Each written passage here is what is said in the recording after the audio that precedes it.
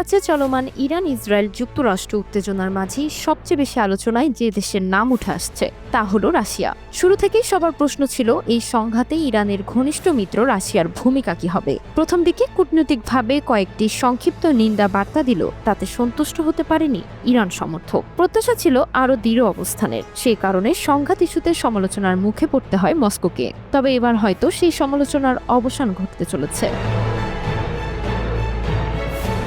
Russia স্পষ্ট করে জানিয়ে দিয়েছে বন্ধু রাষ্ট্র ইরানের ওপর আঘাত তারা মেনে নেবে না। রাশিয়ার পররাষ্ট্রমন্ত্রী সের্গেই ল্যাভরভ সম্প্রতি এক বক্তব্যে বলেন, রাশিয়া এমন সব পদক্ষেপ নেবে যাতে মার্কিন ও ইসরায়েলি আগ্রাসন ইরানের বিরুদ্ধে বাস্তবায়ন করা অসম্ভব হয়ে ওঠে। নেক নিয়তে বরকতময় হোক আপনার টাকা।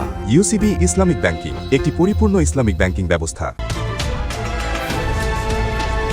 ল্যাভরভের ভাষায় রাশিয়া কেবল পরিস্থিতি পর্যবেক্ষণ করছে না, বরং আন্তর্জাতিক কূটনীতি এবং দ্বিপক্ষীয় আলোচনার মাধ্যমে সংঘাত রোধে সক্রিয় ভূমিকা পালন করছে।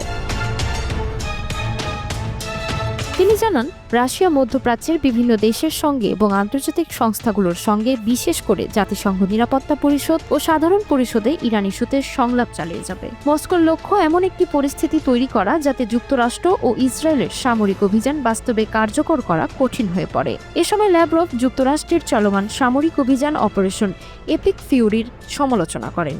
শরিয়া ভিত্তিক আধুনিক ইসলামী ব্যাংকিং। ইউসিবি ইসলামিক ব্যাংকিং একটি পরিপূর্ণ ইসলামিক ব্যাংকিং ব্যবস্থা। তার মতে এই অভিযান মূলত পারস্য উপসাগরীয় দেশগুলোর মধ্যে বিভাজন তৈরি করার একটি কৌশল। এর মাধ্যমে ইরান ও তার আরব প্রতিবেশীদের মধ্যে সম্পর্ক দুর্বল করার চেষ্টা করা হচ্ছে।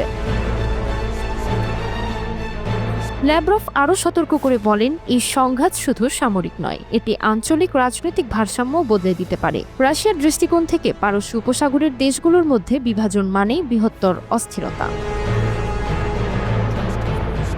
এছাড়া তিনি উদ্বেগ প্রকাশ করেন সম্ভাব্য পারমাণবিক প্রতিযোগিতা নিয়ে। তার ভাষায়, যদি ইরানকে পারমাণবিক অস্ত্র থেকে বঞ্চিত করার লক্ষ্য সামনে আনা হয়, তাহলে বাস্তবে তা উল্টো নতুন পারমাণবিক প্রতিযোগিতাকে উস্কে দিতে পারে। ল্যাভরভ বলেন, ইতিহাস দেখিয়েছে যেসব দেশের কাছে পারমাণবিক অস্ত্র নেই তাদের উপর আন্তর্জাতিক রাজনীতিতে সহজেই চাপ প্রয়োগ করা হয়। তার মতে এই সংকট শুধু মধ্যপ্রাচ্যে সীমাবদ্ধ থাকবে না, এর প্রভাব পড়তে পারে বৈশ্বিক অর্থনীতিতেও। তিনি সব পক্ষকে খোলামেলা ও সৎ সংলাপে বসার আহ্বান জানান, যাতে যুদ্ধ এড়ানো যায় এবং আরও বড় ক্ষতি রোধ করা সম্ভব হয়। এদিকে বিভিন্ন আন্তর্জাতিক প্রতিবেদনে উঠে এসেছে, যুক্তরাষ্ট্রের চলমান সামরিক অভিযান ইতোমধ্যেই বিপুল অর্থনৈতিক ব্যয়ের মুখে ফেলছে দেশটিকে। প্রাথমিক হিসাব অনুযায়ী যুদ্ধের প্রথম ধাপেই মার্কিন করদাতাদের প্রায় $1 বিলিয়ন ব্যয় হয়েছে।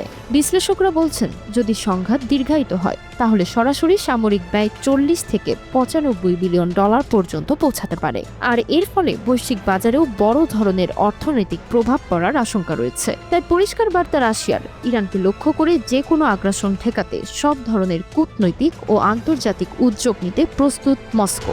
То, что происходит сегодня на европейских рынках, это, конечно, прежде всего результат ошибочной